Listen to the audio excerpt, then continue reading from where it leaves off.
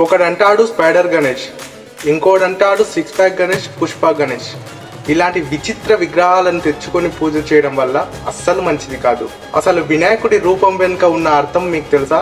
వినాయకుడి గజ రూపం జ్ఞానానికి, తెలివికి చిహ్నం. గణేశుడు కూడా తన భక్తులకి జ్ఞానాన్ని, వివేకాన్ని ప్రసాదిస్తాడు. వినాయకుడి పెద్ద చెవులు ఎక్కువ విని తక్కువ మాట్లాడమని అర్థం. వినాయకుడి చిన్న కళ్ళు ఏకాగ్రత మరియు దృష్టిని సూచిస్తాయి. వినాయకుడు తన దంతాన్ని విరిచి మహాభారతాన్ని రాశాడు.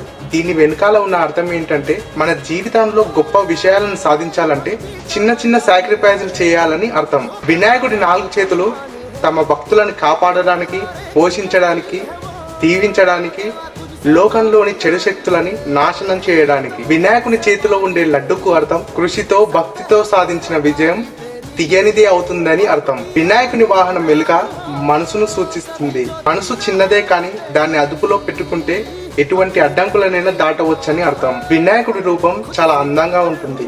ఇటువంటి అందమైన విగ్రహాలను తెచ్చుకొని పూజించండి, కానీ ఇటువంటి విచిత్ర ఆకారాలతో ఉన్న విగ్రహాలను దయచేసి పూజించకండి. వీడియో మీకు నచ్చితే మీ గణేష్ గ్రూప్లలోకి ఈ వీడియోని షేర్ చేయండి.